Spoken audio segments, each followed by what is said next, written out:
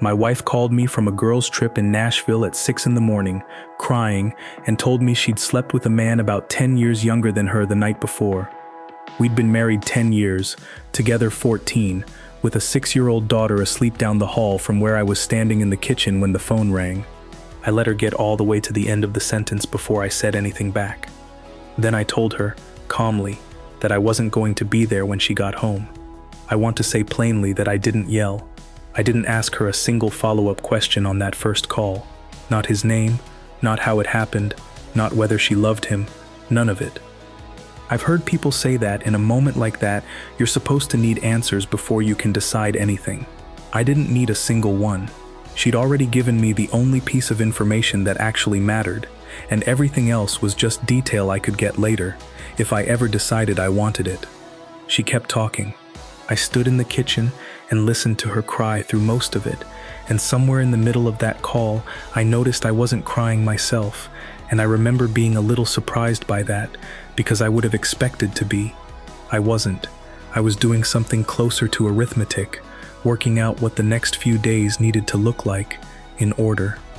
I told her I had to go check on our daughter.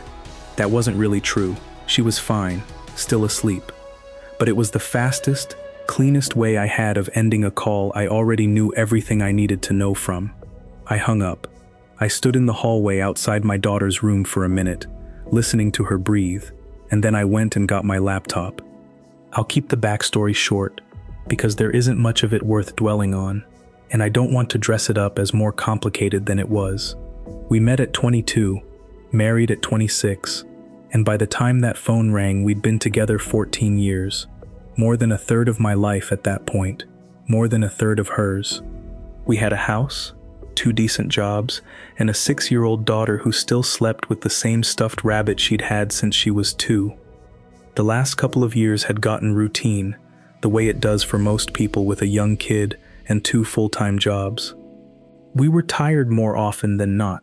We didn't fight, but we also weren't going out of our way to talk to each other past 9 at night most nights, because there wasn't much energy left over for it by then. I want to be clear that I'm not building up to some slow burn explanation here, some pattern of neglect that eventually pushed her towards someone else.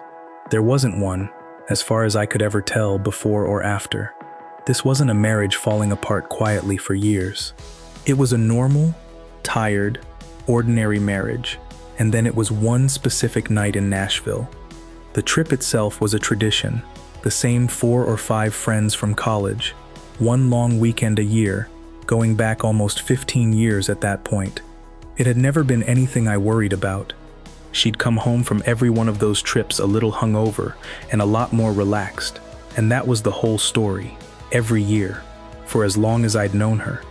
This particular trip was built around one of the group getting married in the fall, a bachelorette weekend, more or less, with all the extra drinking and extra letting loose that comes with that kind of occasion. I didn't think twice about any of it when she packed her bag that Thursday. I remember driving her to the airport and telling her to have fun. I meant it. I'm telling you all of this plainly, because I think it matters for what comes later. This wasn't a man who'd been suspicious for months, finally proven right. I had absolutely no idea anything was wrong until a phone rang in my kitchen at 6 in the morning and a woman I'd been married to for a decade told me, in one sentence, that it was. There wasn't really a discovery part of this story the way there is in a lot of these, no folder of evidence, no digging through phone records, no slow unraveling of a lie. She told me herself, in the first 30 seconds of a phone call, unprompted, because she couldn't hold it in. I've thought about that a lot since. I don't think it makes what she did any smaller. I think it just means the shape of this story is different from most. There wasn't a lie to catch her in, just one decision, and then almost immediately, the truth about it. She texted me a few hours later, once I hadn't called back, filling in details I hadn't asked for. They'd met at the hotel bar the first night. She'd had a lot to drink, more than usual, she said, though I noticed she didn't actually use the word excuse, and I gave her a small amount of credit for that. She said she barely remembered parts of it. She said she felt sick. She asked if we could talk when she got home. I sent back 4 words. Okay. I heard you. Nothing else. I wasn't being cruel on purpose. I want to be honest about that. I just genuinely didn't have anything else to say to her yet that would have meant anything. And I've never seen the point in filling silence with words I don't mean, just to make a conversation feel more normal than it is. That afternoon, alone in the house while our daughter was at my mother's, I opened a note on my phone and wrote down the date. Under it, I wrote one line, and I want to read it to you exactly the way I wrote it, because I've never changed a word of it since. This is the day it ended. Not the day I tell her it ended, the day it actually ended. I want to say one more thing about that day, because it matters for everything after it. I didn't spend it plotting anything elaborate. I spent it doing 3 practical things: finding a family law attorney, figuring out what our state actually said about a situation like this, and deciding, calmly, what the next few days needed to look like before she landed back home on Sunday night. I didn't tell her to cut the trip short. I want to explain why, because I think it says more about how I was handling this than almost anything else I did. I wasn't trying to punish her by making her sit through 3 more days at a bachelorette party with what she'd done hanging over her. I just genuinely didn't need her home any sooner. The decision had already been made in my kitchen at 6 in the morning.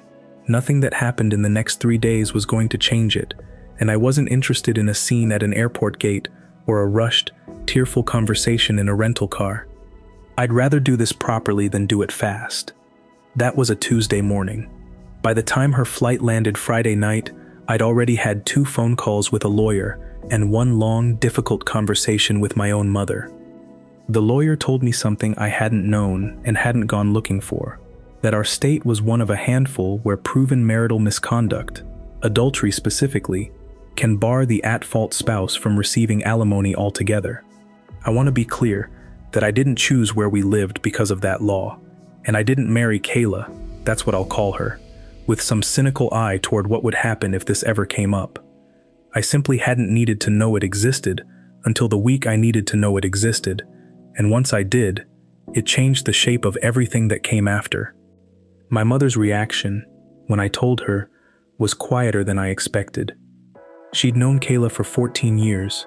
She asked me one question, whether I was sure, and when I told her I was, she didn't push back on it once. She said something I've kept with me since, that some things you can work through because they built up slowly and both people had a hand in how they got there, and some things happen in one night and don't need years of context to understand completely. She thought this was the second kind, so did I. I moved into the guest room before Kayla even got home, not as a message to her, just because it was the practical, obvious thing to do. When she walked in Friday night, I was sitting at the kitchen table with a legal pad in front of me, not to intimidate her, just because I'd been using it to work through logistics, daycare pickup schedules, whose name was on what account, that kind of thing. She cried. She said all the things you'd expect, that it was the worst mistake of her life, that she barely remembered most of it, that she wanted to go to counseling, that she'd do anything. I let her finish. I didn't interrupt her once, because I'd already decided she was owed exactly 1 uninterrupted chance to say whatever she needed to say, and I wasn't going to take that away from her even though nothing in it was going to change my answer. When she finished, I told her the only thing I had to tell her, and I only said it once. I said, I'm not doing counseling to find out if I can live with this. I already know I can't. I'm not angry enough to make this ugly, and I'm not in love enough anymore, as of Tuesday morning, to make it slow. That was the whole thing I said. She asked if there was anything she could do. I told her the truth, that, for better or worse, doesn't mean no matter what. It means I get to decide what I'm actually willing to live inside of. And this wasn't that. I want to say something plainly here, because I think it's the part people find hardest to believe. Kayla didn't fight any of it. Not the separation, not the timeline, not the custody proposal my lawyer drew up. I don't know if that was guilt or exhaustion or her own understanding that she genuinely didn't have much ground to stand on after admitting everything herself in the first 30 seconds of a phone call. Whatever it was, she signed what was put in front of her, session after session, without pushing back on a single major point. I'm not going to pretend that made any of this easier for me emotionally. It just made the practical part of it move faster than either of us probably expected. Here's what it actually came out to. Once everything was finalized 8 months later. Custody. 4 days a week with me, 3 with her. Uncontested. Because the judge cited stability and continuity, and because there was nothing in my side of the file to weigh against that. Alimony? 0. Permanently. Because of the fault statute in our state. And because Kayla's own written admission, the same one she'd given me on the phone in Nashville, ended up as part of the record without either of us needing to argue about whether it was true. The house sold, the proceeds split down the middle, exactly and only that, no more and no less, because there was no dissipation of funds to claw back, no secret spending to trace, just one night, with nothing attached to it financially except what it cost her going forward.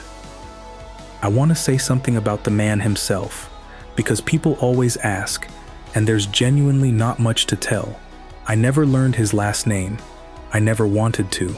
I never contacted him, never looked him up, never gave him a single second of my actual attention, because he wasn't the point of any of this. He was just the specific detail that made the whole thing collapse in one night, instead of unraveling slowly over years the way it might have otherwise. If it hadn't been him, in Nashville, on that particular Thursday, I don't know what would have happened to my marriage eventually. I only know what actually happened, and he was incidental to almost all of it. Her parents were harder on her about it than I expected them to be, honestly. Her mother called me about 2 weeks after Kayla got home, crying herself, apologizing on her daughter's behalf in a way that felt strange to be on the receiving end of. I told her she didn't need to apologize to me for something she hadn't done. Kayla's closest friend from the trip, I'll call her Jenna, the one who'd organized the whole thing, stopped coming around to family gatherings the following year, and I found out much later, secondhand, that she'd been the one standing next to Kayla at the bar that first night and hadn't said a word to stop any of it. I don't know exactly what guilt she was carrying over that, and it's honestly not something I've ever asked either of them directly. I didn't cry about any of this for a long time, and when I finally did, it wasn't in front of Kayla, and it wasn't in front of our daughter either. It was about 6 weeks in, alone in my car in a grocery store parking lot for maybe 10 minutes, and then I wiped my face, went in, bought what I needed, and drove home. I've thought about why it took that long and why it happened somewhere so ordinary, and the closest I've come to an answer is that staying calm in the moments that actually mattered, the phone call, the night she came home, the mediation sessions, took every bit of control I had, and there just wasn't room left over for anything else until all of that was finished. I didn't do any of this to punish her more than the situation already did on its own. I made exactly 3 decisions, all in the first day, and I never wavered on any of them afterward. I wasn't staying, I wasn't going to make it messier than it needed to be, and I wasn't going to protect her from a single consequence that was already hers to have, including the ones neither of us had known existed until a lawyer told me about them. Everything else, the custody schedule, the alimony statute, the way her own friend group quietly changed around her, none of that came from me reaching in and taking something from her. It came from one decision made on a Thursday night in a hotel bar that turned out to be a great deal more permanent than she understood it to be at the time she made it. Here's where things actually stand, plainly, because I don't think this story earns a softer ending than the truth. I have our daughter 4 days out of every week, and the arrangement has held without a single missed exchange for over a year now. I kept my half of the house money and used it toward a smaller place a few minutes from Kayla's new apartment, close enough that pickups and drop-offs are simple, which was the only thing about the location I actually cared about once I was choosing where to live. Kayla receives no spousal support, and won't, for as long as either of us lives in this state, because of a law neither of us had ever thought about before the week we both needed to. Our daughter is 7 now. She doesn't ask many questions about why she has 2 houses instead of 1, and the ones she has asked, I've answered as simply and honestly as a 7-year-old actually needs. Not the whole story, just enough of it to make sense of her own life. Kayla and I are civil at exchanges, and civil is genuinely all it is. We don't call each other outside of logistics. We haven't needed to. I'm not going to tell you I feel guilty about how firm I was that week, because I don't, and I've stopped feeling like I need to explain that to people who think a single mistake should always come with a second chance attached to it automatically. Kayla didn't lose her daughter's daily bedtime, her half of the house beyond what was actually hers, or any right to ask me for support money for the rest of her life, because I decided to be cruel about one night. She lost all of that because our state decided, a long time before either of us ever met, that a broken vow doesn't also get to collect a paycheck from the person it broke it against, and she signed her own name to the paperwork that confirmed it, rather than spend a year in court arguing she deserved something different. I don't have a gentle lesson to leave you with, and I'm not going to manufacture one just to make this land softer than it actually should. Some mistakes take years to become permanent. Some take one night, in a hotel bar in Nashville, on a trip that had never once been a problem in 14 years, right up until the year it was.